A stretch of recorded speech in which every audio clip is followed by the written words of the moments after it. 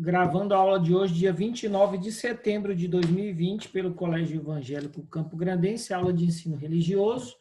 Ensinamos sobre a vida de Davi, encerramos essa parte, e hoje iniciaremos uma série de estudos sobre a vida de Moisés, que vai nos ensinar também grandes lições para as nossas vidas. Se você me perguntasse assim, professor, qual que é uma das coisas que mais te ajudou como pessoa na sua vida a tomar decisões, fazer boas escolhas e ser uma pessoa mais centrada e mais vivida e que tivesse prevenção durante a tua vida? Foi a capacidade que eu tive de ouvir as pessoas mais velhas. Eu sou uma pessoa apaixonada por histórias. Meu pai era um grande contador de história. E eu tenho uma paciência enorme para ouvir qualquer tipo de história, tanto de crianças quanto de adolescentes, jovens, idosos, bêbados. Minha esposa fica rindo de mim que eu converso com o bêbado e deixo ele contar a história dele todinho, meia hora, 40 minutos, cabeleireiro, manicure. As pessoas que contam histórias para mim, eu gosto muito de piada também. E eu já fiz também quase 4 apresentações de stand-up, aqueles contadores de história que fazem as pessoas rirem. E a minha mente, ela materializa o que as pessoas estão contando. Então, eu criei um personagem que é o Pato, né? A história do Pato. Tem uma canequinha aqui, ó, dele, ó. Eu tenho caneca, boné, gibi, tem o DVD da história que eu gravei. E a história do Pato, ela saiu da minha mente. Deus me deu essa capacidade de produzir, assim como os cineastas que constroem filme, pessoas que escrevem, né? Então, quando eu ouço uma história, eu não estou só ouvindo a história, eu estou vivendo aquela história. Então, se a pessoa cometeu um erro daquele jeito, eu consigo falar, não vou cometer esse erro, não vou tratar minha esposa dessa forma, eu vou cuidar da minha casa do jeito que essa pessoa está falando, eu não vou usar esse tipo de sabonete, eu vou cuidar da minha saúde, eu vou comer tal verdura, vou acordar tal hora, o melhor horário para dormir, o melhor horário para acordar, o melhor horário para fazer exercício, eu vou me espelhar nas pessoas que cuidam do seu corpo, da sua pele, do seu cabelo. Então, sempre alguém vai te ensinar a administrar bem os seus bens, a sua vida, conduzir bem as suas decisões e escolhas que são que determinam a nossa vida. Eu tenho uma meta na minha vida, qual é a sua? Eu quero, a meta de vida minha é não ter uma vida insignificante. Eu quero viver tudo aquilo que Deus proporcionar para mim. Eu quero viajar, quero comer coisas diferentes, eu quero ter um casamento feliz, né? Eu não gosto de tretas, não entro em treta e saio mais rapidamente quando estou dentro dela. Não gosto de ter uma vida em que eu me sinto desconfortável. Eu sempre gosto de estar num lugar com pessoas que dão risada, que contam história, que brincam. Então, eu não vim nesse mundo para passar raiva. Eu sempre estou procurando o caminho da felicidade. Professor, então a Bíblia ela vem recheada de histórias. Praticamente ela é uma contadora de histórias reais que aconteceram de verdade, do sobrenatural de Deus através de pessoas, e a Bíblia, por ser inspirada por Deus, todas as histórias delas não são histórias qualquer, elas são histórias detalhadas. Eles lembram o horário, o local, a data, o nome das pessoas, quantas pessoas estavam envolvidas, o horário, para onde que o sol estava, por que Deus fez aquilo, de que forma que ele fez, quais foram os benefícios e as consequências. Com isso, você tem a capacidade de receber esses novos aplicativos na sua vida. Eu falo que cada história que você ouvir de alguém vai ser um novo aplicativo que você vai instalar dentro do seu cérebro. Se eu falar para vocês assim, olha, eu quero que vocês agora abram o celular e achem o cronômetro. O cronômetro do celular é um tipo de aplicativo. Alguém um dia instalou esse modelo para que seu celular tivesse um cronômetro. Aí tem a lanterna. Eu tinha um celular que não veio lanterna. Então, o que eu baixei? Eu baixei um aplicativo com lanterna e ele acionava o flash e transformava em lanterna. Olha que interessante. E aí você abaixa um editor de foto, um editor de vídeo, um aplicativo que muda o seu jeito, aí você baixa o aplicativo do Facebook, do Instagram, do YouTube, do Snapchat. Todos eles vão fazer coisas que você quer. Então, quando você recebe uma história real, dentro da sua mente, que é um grande computador com 1 trilhão de HD, ele vai guardar aquela história e no momento certo você vai usar ela. Então, você vai saber como aplicar na sua vida para que você tenha felicidade. Então, Deus, sendo muito sábio, criou todas as coisas, sabe do nosso passado, do nosso futuro e do nosso presente. Ele, sabendo que as pessoas não iam o tempo todo conversar com ele para receber as instruções, ele tem uma grande ideia. Eu vou pegar essas pessoas e vou entrar na mente delas através da inspiração e fazer com que elas escrevam a Bíblia detalhadamente para que as pessoas que ouçam essas histórias pudessem aplicar essas verdades nas suas vidas para que elas pudessem ser mais felizes. Legal? Com isso vem a história de Moisés, que nos inspira, que mostra que o cuidado de Deus na nossa vida ele é pleno, mesmo diante da morte, né? Nós estamos vivendo diante da morte agora.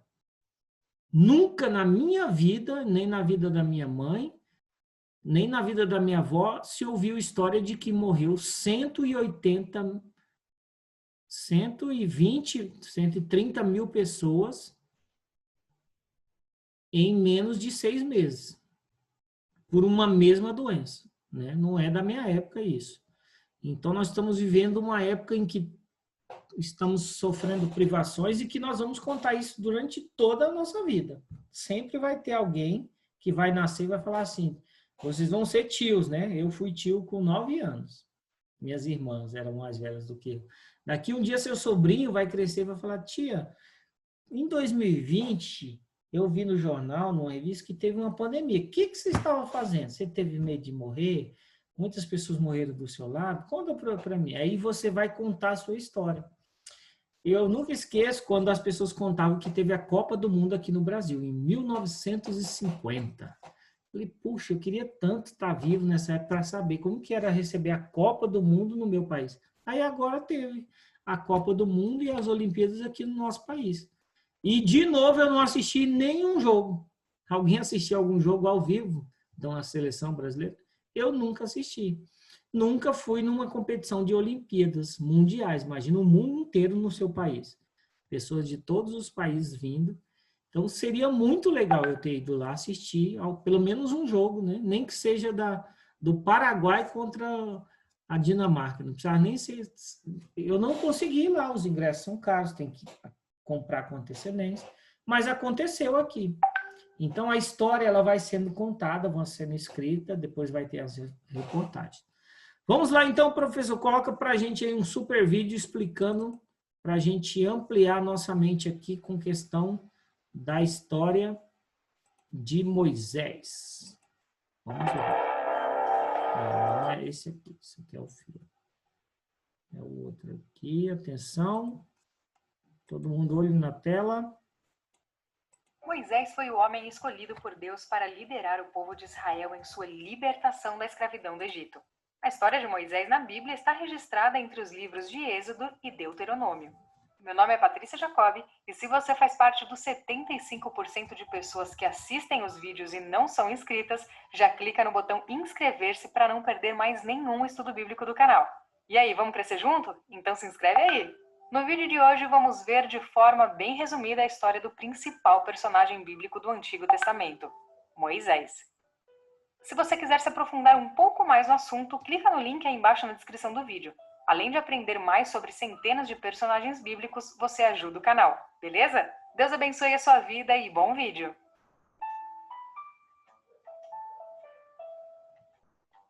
Moisés é considerado o principal personagem bíblico do Antigo Testamento. Ele foi o legislador por meio do qual Deus constituiu os hebreus como nação e os conduziu até os limites da Terra Prometida. Moisés é reconhecido como o autor dos 5 primeiros livros da Bíblia. Moisés era descendente da tribo de Levi, e ele era filho de Joquebede e Arão. O significado do nome Moisés é incerto, pois não se sabe com exatidão a sua origem. Alguns acreditam que esse nome seja de origem semita, no hebraico que significa tirado para fora. Outros entendem que esse nome seja de origem egípcia, talvez derivado de uma palavra que significa é nascido. Toda essa discussão acontece porque também não se sabe ao certo quem deu esse nome ao menino. Provavelmente foi a princesa egípcia quem lhe deu o nome de Moisés. Porém, existe alguma possibilidade que sua própria mãe, que serviu como sua ama, tenha lhe dado esse nome.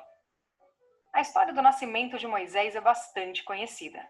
Quando ele nasceu no Egito, havia uma ordem de Faraó de que todo menino hebreu fosse lançado no rio. Todavia, seus pais desafiaram esse decreto e esconderam o menino.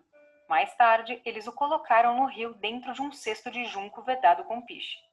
Quando a filha de Faraó foi ao rio se banhar, viu o cesto que flutuava e se afeiçoou ao menino.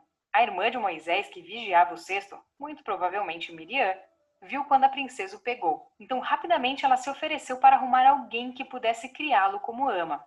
Nesse caso, a mulher escolhida foi a própria mãe biológica. Quando o menino alcançou certa idade, ele foi levado à filha de Faraó e passou a viver na corte egípcia. Não se sabe muita coisa de como foi a vida de Moisés no Egito. Tudo que se sabe é que ele foi instruído em toda a ciência dos egípcios. Quando já era um homem adulto, Moisés demonstrou se importar com seu povo de origem. Ao defender um hebreu que estava sendo espancado, ele acabou matando o agressor egípcio. Moisés pensou que ninguém havia visto o que ele fez, mas no outro dia, ao tentar intervir na discussão entre dois hebreus, um deles lhe acusou de assassinato. Quando o faraó soube o que Moisés havia feito, procurou matá-lo. No entanto, Moisés fugiu em direção ao deserto do Sinai e se estabeleceu em Midian. Foi lá que ele ajudou e protegeu as filhas de Reuel, também conhecido como Jetro. Moisés acabou se casando com uma das filhas deste homem, Zípora. Com ela teve 2 filhos, Gerson e Eliezer. Ele também passou a cuidar do rebanho de seu sogro nas proximidades de Horebe, na península do Sinai. Foi enquanto estava sendo pastor de ovelhas que Deus se revelou a Moisés através de uma sarça ardente e o convocou para liderar o povo de Israel em sua libertação do Egito. Naquele momento, Moisés conheceu o Deus santo e vivo. Ele mostrou-se um tanto quanto relutante ao retornar ao Egito. Porém, ele recebeu de Deus a garantia de sua presença como sinal de que ele havia sido enviado pelo Todo-Poderoso, cujo nome é Eu Sou o que Sou. Moisés também alegou não ser eloquente ao falar. Por isso, Deus permitiu que Arão, seu irmão, servisse como seu porta-voz, declarando a mensagem dada pelo Senhor a ele. Depois de ter passado 40 anos cuidando de ovelhas no deserto, Moisés retornou ao Egito para confrontar Faraó e pedir a libertação do povo hebreu. Naquela ocasião, ele já estava com 80 anos de idade. Faraó se opôs ao seu pedido e desprezou o Deus de Israel. Então, o Senhor enviou uma série de 10 pragas que significavam o juízo divino sendo derramado sobre a nação do Egito, seu rei e seus deuses. Aqui no canal tem um vídeo super legal explicando o significado de cada uma dessas pragas. Assiste lá depois desse aqui, beleza? Após o envio das consecutivas pragas, Faraó deixou que os israelitas saíssem do Egito. No entanto, antes da última praga que constituiu na morte dos primogênitos do Egito, Deus deu instruções a Moisés para instituir a celebração da Páscoa, que você também pode conferir com detalhes aqui no canal. Após a saída do povo de Israel do Egito, Faraó ainda tentou persegui-lo. Provavelmente ele acreditou que os israelitas ficariam encurralados pelo mar. No entanto, Deus abriu as águas do Mar Vermelho para o povo de Israel passar e depois as fechou sobre o exército de Faraó. Depois disso, o povo partiu em direção ao Sinai, sendo alimentado pelo maná que Deus enviava do céu. Foi ali no Sinai que Moisés recebeu de Deus a lei. Ele ficou durante 40 dias e 40 noites no Monte Sinai, a fim de receber as tábuas de pedra contendo os 10 mandamentos. Em decorrência da incredulidade e rebeldia dos israelitas, a peregrinação pelo deserto se estendeu por 40 anos. O resultado foi que a primeira geração que havia saído do Egito morreu antes de entrar na Terra Prometida. Enquanto liderou o povo de Israel, Moisés enfrentou várias oposições. O povo era ingrato e diversas vezes questionou sua autoridade. Moisés conduziu o povo até as fronteiras da Terra Prometida e, inclusive, enviou espias para investigar a terra. No entanto, Moisés não foi autorizado a entrar nela. A razão disso é um papo para outro vídeo, ou você pode saber adquirindo o livro que está aí na descrição do vídeo. Depois, Moisés orou a Deus e lamentou profundamente o castigo de não poder entrar na Terra Prometida. Na véspera do fim do seu ministério e de sua própria vida, Moisés arrumou a sua casa e se despediu do povo de Israel. Josué ficou como seu sucessor diante do povo e entrou com Israel em Canaã. Na ocasião de sua morte, ele subiu no Monte Nebo e pôde contemplar de longe a terra que o Senhor havia preparado para o povo de Israel. Com 120 anos, Moisés morreu e foi sepultado pelo Senhor no vale da terra de Moabe. O lugar de sua sepultura não foi conhecido. Esse foi o resumo da história de Moisés. Gostou? Deixe o seu like aí. Se você precisa de um vídeo institucional, didático ou publicitário, entre em contato comigo através do e-mail desenhandoabibliabr@gmail.com. Me segue lá no Instagram, @desenhando.a.b. Legal. Deu para ter um resumo bem legal aí, né? Sobre a história de Moisés. Vou abrir aqui o PowerPoint para vocês terem a visão global. Para a gente, deixa eu ver quanto tempo de aula ainda temos.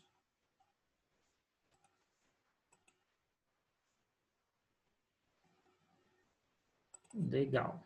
Aqui. Então, Moisés, antes dele, existia o José. Lembra da história de José, que interpretou os sonhos do faraó, que haveria 7 anos de fartura e 7 anos de fome.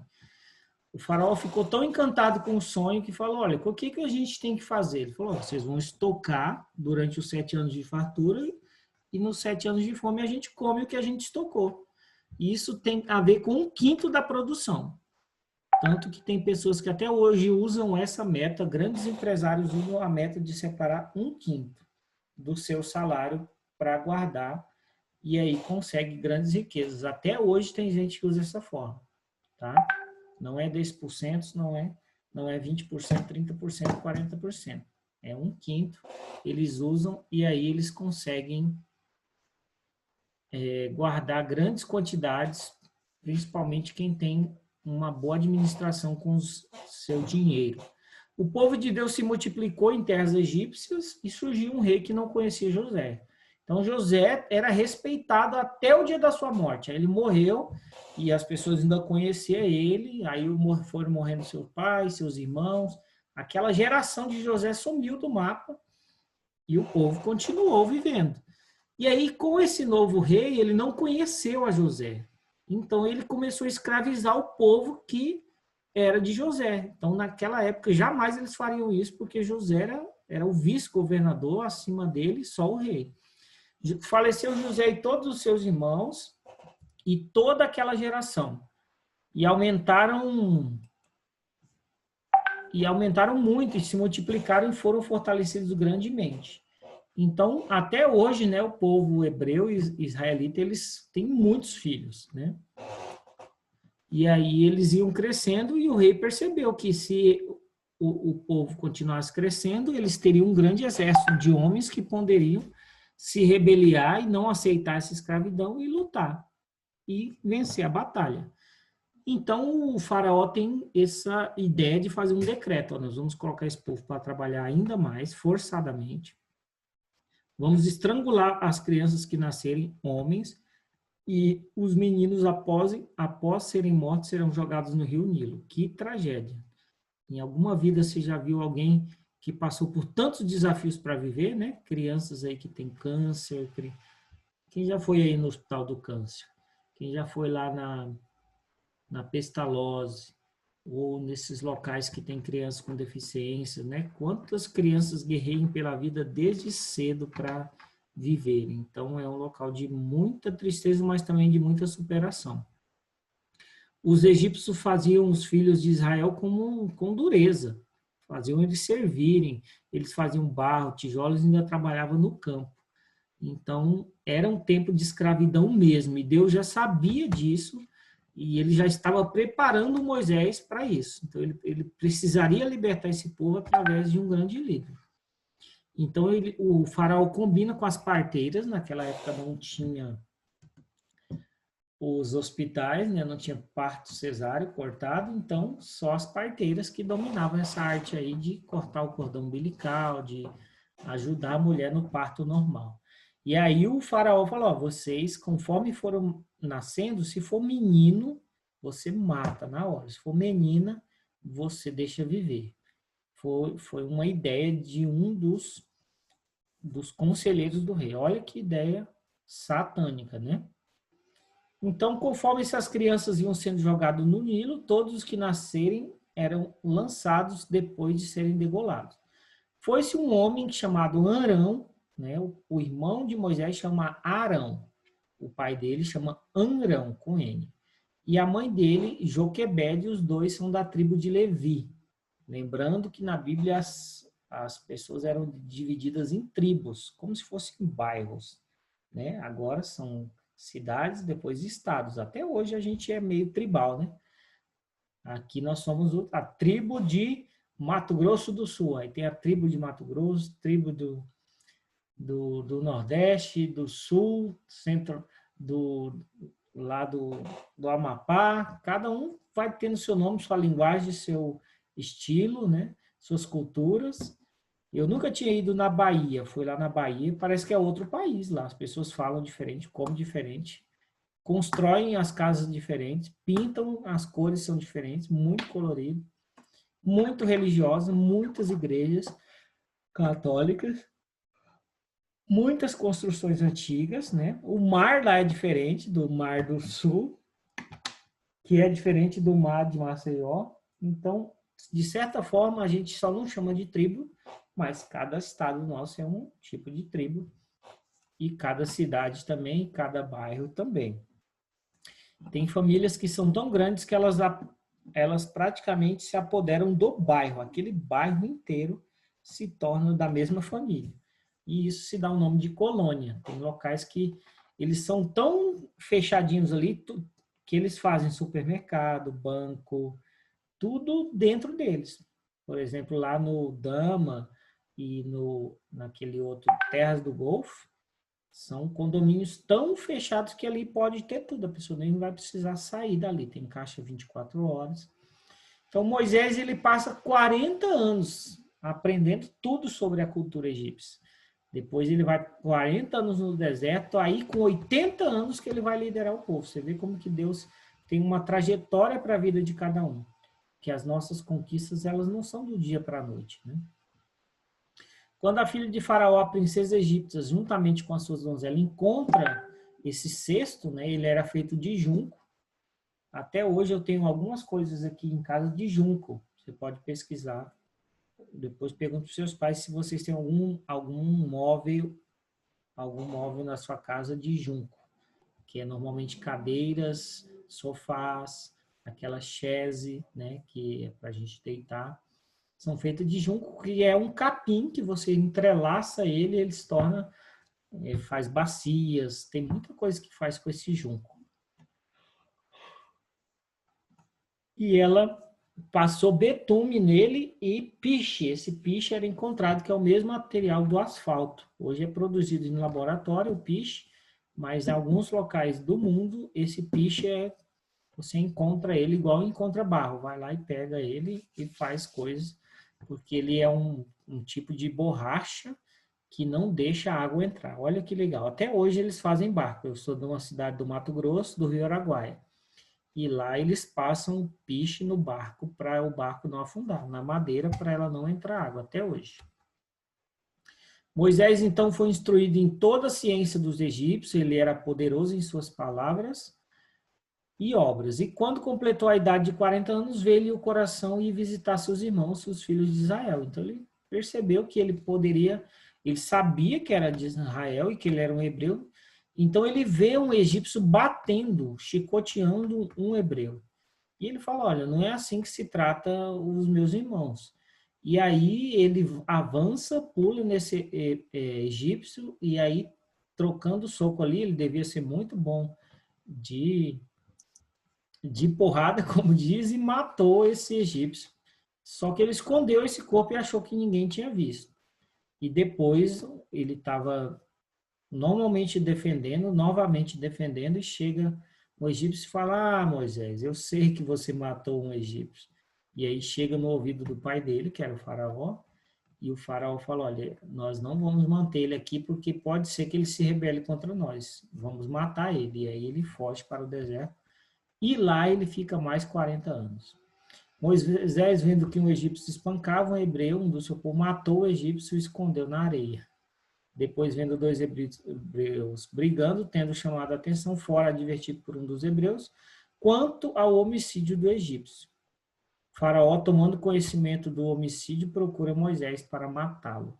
Moisés foge para Midian, que era o nome de um deserto lá. Moisés é acolhido por seu futuro sogro Reuel, Jetro, sacerdote de Midian, que tinha 7 filhas. Moisés livrou-as da ira dos pastores, defendeu-as e deu a beber ao rebanho. Então, Moisés sempre foi bom de briga. Ele chega a ver esses pastores que estavam tentando tomar essas ovelhas das 7 filhas de Jetro, que era Reuel. E ele defende elas, e aí uma delas se apaixona por ele. Fala, esse homem é bem guerreiro, né? Moisés é convidado, então, e passa a morar ali, casando-se com Zípora, filha de Jetro, e Reuel, e tem um filho por nome de Gerson, que vocês viram no vídeo ali. Legal. Semana que vem a gente continua essa parte da história para a gente entender um pouco mais. Moisés está aí para nós deixarmos esse legado para que sejamos pessoas que construam as nossas histórias, lembrando que tem um tempo para cada parte da nossa vida. Você já escolheu a data do teu casamento? Eu sempre entendi que meu casamento ele tinha que seguir 3 rituais. Professor, onde você aprendeu isso? Com as pessoas mais velhas. Eu sempre costumo ouvir as pessoas mais velhas. Sempre me disseram, nunca case se você não tiver terminado a sua faculdade. Então, antes da minha faculdade, não pensava em casamento. Eu terminei com 22 anos a minha faculdade. Beleza, terminei a faculdade. Estou preparado para casar? Não. Após a faculdade, você está preparado para arrumar um bom emprego. Então, eu era formado em teologia, eu vou trabalhar em uma igreja. Então, comecei a trabalhar numa igreja e recebi o meu salário. Aí eu comprei uma moto e consegui alugar uma casa. Pronto, se eu consigo pagar minha comida, o meu transporte e a minha casa, eu estou preparado para casar. Então, quando eu fiz 25 anos, eu não tinha casa, não tinha carro, só tinha uma moto, tinha condições de pagar o aluguel. Tem gente que ainda espera ter condições de comprar a casa, que eu acho mais difícil. E aí, eu casei com 25 anos. A minha esposa já tinha um carro, a gente vendeu o carro, compramos outro. Moramos de aluguel durante 1 ano. Depois de 1 ano morando de aluguel, a gente conseguiu um dinheiro da entrada da casa. E hoje nós pagamos na nossa casa, a parcela dela, o mesmo valor de um aluguel. E isso foi bom. Eu sabia que tinha um tempo para a minha vida. Eu esperei certinho. Tem colegas que falam, não, eu já estou no meio da faculdade e casaram. Mas sofreram muito. Tiveram um filho antes do tempo, sofreram, moraram numa casa ruim, não tinham móveis, não tinha TV, dormia, colocava o colchão no chão, não tinham condições de passear, não tiraram a lua de mel, não viajaram. A chamada, o Gabriel perguntou se eu vou fazer a chamada. A chamada é feita automaticamente aqui, já pela lista que está aqui, tá? Então, foi muito legal eu ter ouvido isso. Então, durante a minha vida, como eu estou na igreja, indo para a igreja e aprendendo desde os meus 3 anos, então, eu sou uma pessoa que aprendi a ter paciência, domínio próprio, né? Então, raramente eu xingo, grito, brigo, porque eu aprendi a ter domínio próprio. Sempre me ensinaram isso, foram me instruindo a ser uma pessoa mais dócil, a não roubar nada, a não pegar nada escondido, tudo que eu pego emprestado eu devolvo, evito até pegar emprestado, né? Cuido da minha saúde. Então, durante a nossa vida, a gente vai ter esses desafios. E a Bíblia vai ensinar que Moisés, ele tinha um tempo que Deus nos protege. Eu peguei o coronavírus, eu e a minha esposa. Professor, você teve medo de morrer? Não, porque eu sabia que eu não estava no grupo de risco, que eu tinha um conhecimento sobre isso, que tinham pessoas orando por mim e eu estava cuidando